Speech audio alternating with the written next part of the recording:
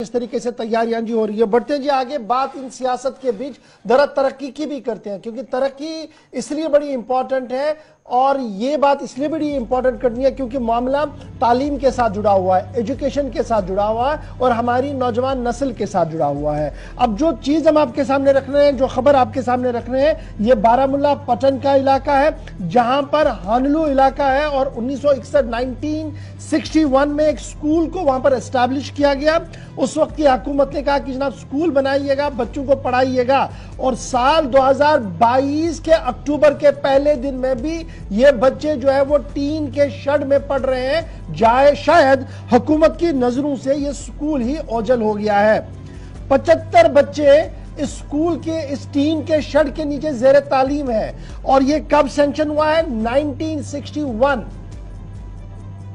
और उससे लेकर यानी तब से लेकर अब तक कितने बड़े अधिकारी आए, कितने बड़े लीडर्स आए, कितने एमएलएज और एमपीज आए, लेकिन शायद ही किसी ने इस स्कूल की ओर तवज्जो दी, इस स्कूल को बनाने का कोई प्रोग्राम या पॉलिसी हाथ में ली। लेकिन आज जब गुलिस्तान की टीम वहां पहुंची तो पता लगा कि इस कदीम स्कूल को, जो रिवायती स्कूल होना चाहिए था, हिस्टोरिक स्कूल होना चाहिए था, हुकूमत की नजरों से ओझल है। और अब मकामी आबादी ने वहां पर एक टीन का शेड बनाया है स्टेट लैंड पर, जहां पर ये 75 गरीब बच्चे जेर तालीम है। अगर सरकार की तरफ से 75 बच्चों के लिए 5 टीचर्स भी अपॉइंट कर दिए गए हैं, और ये अंदाजा लगाइए कि किस तरीके से अलग अलग क्लास किए गए हैं टीन के शेड में और इन्हें तालीम के नूर से आरास्ता करने की कोशिश की जा रही है।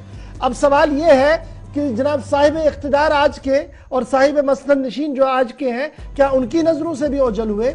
5 अगस्त 2019 के बाद ही तो ये कहा गया था कि जनाब ये जितनी भी नाइंसाफियां हैं, जितनी भी ये जो परेशानियां हैं, इन्हें बैक वक्त खत्म किया जाएगा, और काफी कुछ हुआ भी। लेकिन तालीम के निजाम में 1961 का स्कूल अगर आज के दिन भी टीन के शेड में हो और हुकूमत की नजरों से ओझल हो तो सवाल बनता है, क्योंकि मामला हमारी नौजवान नस्ल का है, आने वाले फ्यूचर का। सीधे चलेंगे, राही निसार इस वक्त मेरे साथ इस पूरे मामले पर है। राही, पहले जरा अपडेट कीजिएगा कि ये कौन सा इलाका है, ये जो आप बता रहे हैं कानिलू पटन इलाका, कैसी टोपोग्राफी है, कितना दूर ये डिस्ट्रिक्ट ऑफिस से है, कितना दूर ये डिप्टी कमिश्नर की आंखों से है?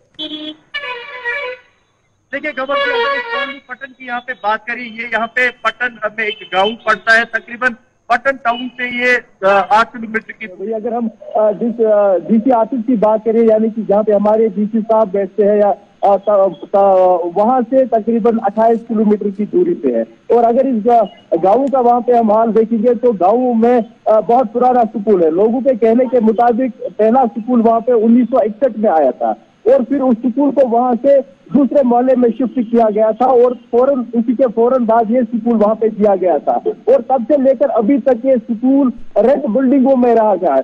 जो ही वहां पे रेंट खत्म होती थी तो जब जो वहां पे मकान मालिक था वो रेंट मांगने के लिए जाता था, उनको कहा जाता था कि हमारे पास बजट नहीं है, हम किसमें से आपको रेंट दे दीजिए, तो वो फिर तुरंत इसको अपने घर से निकाल लेता था। तकरीबन ये 10 घरों में आहिस्ता आहिस्ता ये स्कूल घूमा है। फिर जब कहीं उसको जगह नहीं मिला तो फिर गांव वालों ने वहां पे एक लैंड था, सरकारी लैंड, उसमें इस स्कूल को रखा और अपने पैसों से टीन का शेड वहां पे तामीर किया। अब ये स्कूल इसी टीन के शेड में वहां पे इस वक्त चल रहा है। अगर से वहां पे यकीन दहानी दी गई है बार बार, जो यहाँ पे हमारे चीफ एग्जीक्यूटिव या जजियो कमिश्नर उन्होंने कहा है कि हम बिल्डिंग देंगे, मगर अभी तक वहां पे बिल्डिंग नहीं दी गई है। जब हम इन बच्चों से बात की तो इनका साफ कहना है कि अगर हमें वॉशरूम करने के लिए भी जाना पड़ता है, फिर हमें घर जाना पड़ता है, क्योंकि स्कूल में ना तो वॉशरूम है, ना वहां पे खेलने के लिए कोई ग्राउंड है, बल्कि खाली टीन के शेड में ये 4 कमरे बनाए गए हैं जहाँ पे ये 9 क्लासें रन कर रहे हैं। और अगर हम वहाँ पे देखेंगे ये भी कि 5 उस्ताद वहाँ पे तैनात है जो इन 9 क्लासों को वहाँ पे पढ़ाते हैं। अब तो जो स्टाफ चित्र थी वो ठीक थी या क्या था, मगर बच्चों के लिए बैठने के लिए जगह नहीं, ये वहाँ पे टीन के शेड में तालीम हासिल करे। यहाँ पे सरकार के दावे यहाँ पे अगर हम वास्तव में एजुकेशन के दावे देखते हैं, वो तो यहाँ पे कह रहे हैं कि हम इंफ्रास्ट्रक्चर को यहाँ पे मजबूत बनाते हैं। क्या इंफ्रास्ट्रक्चर यही है?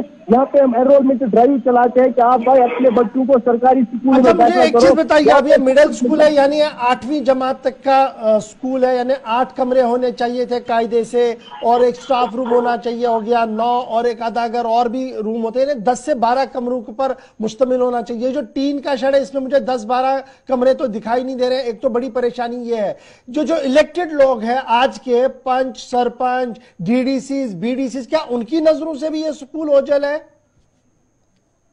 देखिए जवर जी, ये लोग थक गए हैं जा जाके अपने इलेक्टेड जो भी है। अगर हम आज के इस दौर की बात करें, अब तो एलजी सरकार कर रही है, जो इससे पहले सरकारें थी, जो इससे पहले यहाँ पे सरकार चलाते थे, उनके पास ये थक गए हैं जा जाके कि हमें स्कूल के लिए बिल्डिंग चाहिए, मगर बिल्डिंग नहीं देगी, बल्कि कहा गया कि आप रेंट बिल्डिंगों में रखो। अब रेंट बिल्डिंगों में रख लेते, मगर उसके लिए रेंट तो फराहम किया जाता, मगर वो रेंट भी फराहम नहीं किया गया है, जिसकी बिना पे लोगों ने फिर इसको अपने घरों से निकाल दिया है। अब ये स्कूल के बच्चे खाली इन 3 छत के कमरों में वहां पे पढ़ रहे हैं, जबकि ये 3 कमरे भी अच्छे तरीके से बंद है, क्योंकि ऊपर ये खुला है। जब ये क्लास पढ़ता होगा तो वो बच्चे शोर करते होंगे, तो ये बच्चे पढ़ेंगे क्या? फिर हम कल कहते हैं कि 0% रिजल्ट आता है सरकारी स्कूलों में। ये शायद ये भी एक गफलतकारी है, जब बच्चा वहाँ पे अच्छे तरीके से पढ़ नहीं पाता है, इसका तो 0 रिजल्ट ही आएगा, इसका कहाँ टॉप रिजल्ट आएगा? यहाँ पे एजुकेशन महकमे को चाहिए कि स्कूल की तरफ वो जाके देखे कि जो हम क्लासरूम में कहते हैं, ऊपर सरकार जो यहाँ पे चेयर पे बैठे वो दावा करती है, उनको चाहिए कि वो थोड़ा बहुत गाँव का भी दौरा करे और जमीनी सतह पे हाल देखे कि सरकारी स्कूल में बच्चे पढ़ते कहाँ पे है। बहुत शुक्रिया राही, मुझे उम्मीद है कि डिप्टी कमिश्नर साहिबा जरूर वहां पर जाएंगी। चीफ सेक्रेटरी साहब जो कंप्लीटली नजर रखते हैं जम्मू कश्मीर के हर मामले पर, और तालीम के जो कमिश्नर सेक्रेटरी साहब है हमारे, काफ़ी हुनरमंद है, मुझे उम्मीद है उनके दिल तक ज़रूर ये बात आएगी और वो समझेंगे कि मिडिल स्कूल में अगर बच्चे पढ़ रहे हैं जहां 8 कमरे होने चाहिए 3 है, अब कमरे तो दूर, वहां टीन का शेड है, किस तरीके से वो बच्चे पढ़ते होंगे और किस तरीके से हम ये दावा पेश कर रहे हैं कि हमने जी बड़े रिफॉर्म्स एजुकेशन के अंदर लाए हैं और हम सरकारी स्कूलों को बेहतर बना रहे हैं। एक बड़ा सवाल आज आपके सामने छोड़ के जा रहा हूं जी।